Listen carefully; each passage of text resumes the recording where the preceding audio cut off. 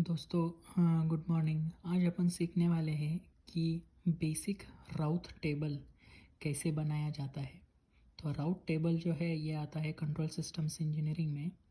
तो यहाँ पे अपन देखते हैं कि यहाँ पे एक एग्जांपल लिया हुआ है कि हमारे पास एक ट्रांसफ़र फंक्शन है।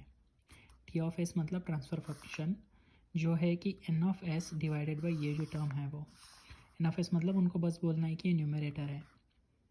और समझो अगर डिनोमिनेटर में ऐसा है a4s⁴ plus a3s³ plus a2s² plus a1s plus a0।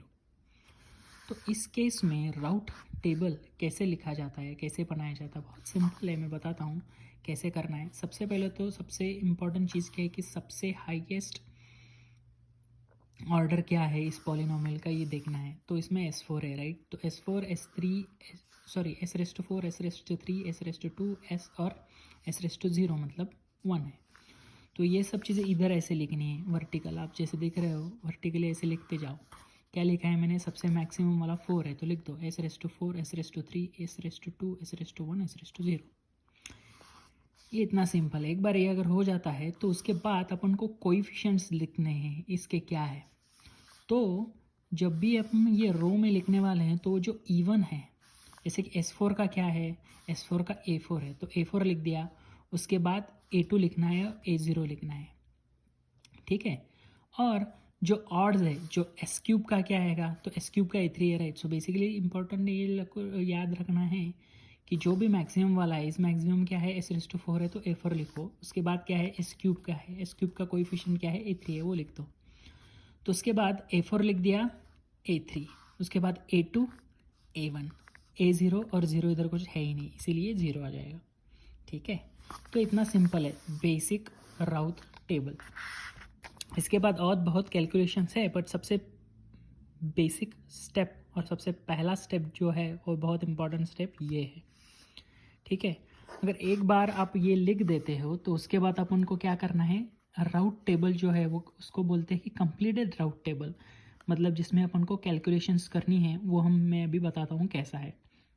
जैसे कि हमने इधर जो लिखा था सेम चीज़ इधर भी लिखनी है, जैसे कि s⁴ s³ s² s1 s0 same जो था इधर वो ऐसे एज इट इज़ कॉपी करना है। a4 a2 a0 a3 a1 0 लिख दिया मैंने डिफरेंस क्या कर दिया कि थोड़ी थोड़ी जगह रखी है मैंने। क्यों? क्योंकि अपन को कैलकुलेशंस करने हैं, ठीक है। तो मैं बताता हूँ कि अभी कैलकुलेशंस कैसे करने हैं। s4 और s3 के रोज बन गए ऑलरेडी जो इधर भी थे। अभी अपन को रो बनाना है s² का। तो वो कैसे निकालना है, तो बेसिकली माइनस, हमेशा माइनस रहेगा। कोई भी निकालो, कोएफिशिएंट निकालना है माइनस आएगा। उसके बाद डिटर्मिनेंट निकालना है। इसका मतलब क्या है, डिटर्मिनेंट में क्या आएगा, a4 a3 जो ऊपर वाला है कॉलम वो इधर ऐसे डाल दो। ऊपर क्या है मेरे ऊपर a4 मतलब सॉरी ये जो टर्म है इधर का हम कोएफिशिएंट निकाल रहे हैं तो इसके ऊपर क्या है a4 a3 तो लिख दो a4 a3। उसके बाद सेकंड वाला कॉलम क्या है, ये है तो a2 a1 इधर लिख दो। तो a4 a3 इधर लिख दिया मैंने, a2 a1 इधर लिख दिया मैंने। और डिवाइडेड बाय क्या करना है, इसके ऊपर हम s² निकाल रहे हैं, राइट। s² के कोएफिशिएंट उसके ऊपर कौन सा है s³। तो s³ का कोएफिशिएंट क्या है a3 तो उससे डिवाइड कर दो। तो ये जो वैल्यू आएगी कैलकुलेशन करने के बाद, ये तो हमको वैल्यूज़ पता नहीं कोएफिशिएंट क्या है। एक्चुअल प्रॉब्लम्स में इधर 1 हो सकता है, -1 हो सकता है, 2 हो सकता है, 3 हो सकता है, कुछ भी हो सकता है। तो उसके बाद b1 की कुछ तो वैल्यू आ जाएगी तो वो b1 बन जाएगा इधर का टर्म।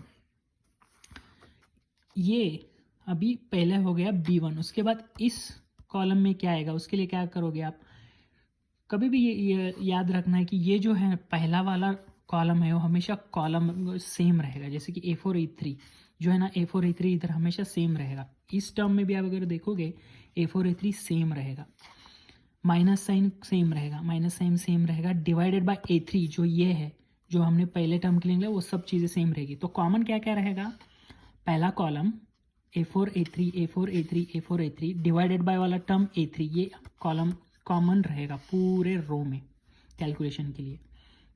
अभी देखते हैं क्या चेंजेस है। तो b2 निकालने के लिए ये वाला कॉलम चेंज होगा। इधर क्या आएगा, हमने ये और ये ऑलरेडी कंसिडर कर दिया तो इधर आएगा ये वाला आएगा a0 और 0 आएगा। तो इसका कैलकुलेशन करो, डिवाइड बाई a3 करो, जो भी टर्म आएगा वो b2 बन जाएगा। इधर क्या आएगा, मैंने क्या बोला था कि कॉमन जो है तो वैसे ही रहेगा, जो डिवाइड मतलब डिनोमिनेटर में a3 रहेगा, -n ऐसे ही रहेगा, A4 A3 जो इधर है सबका सेम रहेगा। बट अभी इधर कोई टर्म नहीं, समझो इधर और एक रहता, इधर समझो A4 की जगह पे A6 रहता, तो A0 उधर रहता, तो A0 भी इधर आता बेसिकली। तो इधर कुछ भी नहीं है, इसीलिए 0 0 है, ठीक है, क्योंकि ऑलरेडी A0 0 इधर लिख दिया है, उसके बाद कुछ है नहीं इस एग्जाम्पल के लिए। तो बेसिकली ऐसे लिख दो और ये टर्म आया 0 ही आएगा, क्योंकि 0 के साथ मल्टीप्लाई कर रहे हैं हम, तो ये 0 आएगा। तो ऐसे बेसिकली कैलकुलेशंस करने हैं अपन को। अभी अपन जाते हैं S1 या S की रो की तरफ। सेम ही करना है, बट इधर क्या करना है, देखो डिटर्मिनेंट निकालना है, -n लिखना है, ये सब चीज़ें सेम है। और इधर ही C1 बन जाएगा, नीचे वाला रहेगा तो D1। ऐसा सिंपल है, आपने प्रेफरेंस के लिए, अपने ईजी के लिए, ईजीनेस के लिए सब ऐसा लिख दिया है कि ये टर्म रहेगा C1 C2 C3 D1 D2 D3, ठीक है।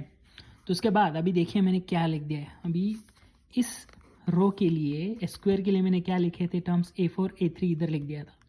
तो अब इसके लिए क्या आएगा, इसके ऊपर वाले दो क्या है, वो दो A3 और B1 है, मैंने एक इधर लिख दिया A3 और B1 डिवाइडेड बाय ऊपर वाले स्क्वायर में क्या लिखा था, उसके ऊपर वाला क्या है A3 है, तो इसके ऊपर वाला क्या है B1 है कोएफिशिएंट, तो मैंने B1 लिख दिया, ठीक है। तो जैसे कि मैंने बताया था कि इस रो में जो पहला कॉलम सेम रहा था, सेम इधर भी वैसा ही होएगा। जैसे कि आप देखो मैंने बोला था A3 B1 A3 B1 A3 B1 same रहेगा, minus minus minus divided by B1 ही रहेगा जो सेम रहेगा। इधर मैंने नहीं लिखा है क्योंकि अल्टीमेटली 0 ही आने वाला है इसके लिए, बट डिवाइड बाय B1 आप लिख सकते हो।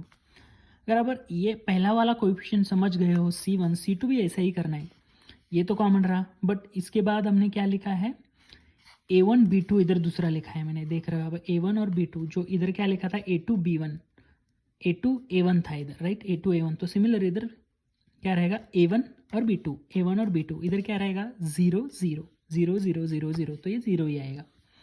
सेम ही फॉलो करना है S⁻0 के रो के लिए भी। इधर क्या किया है मैंने, देखो माइनस डिटर्मिनेंट है, माइनस है डिवाइडेड बाय क्या है, इसके पहले वाला कोएफिशिएंट क्या है C1, उससे डिवाइड करो, C1 से डिवाइड किया, C1 से डिवाइड किया, C1 से डिवाइड किया।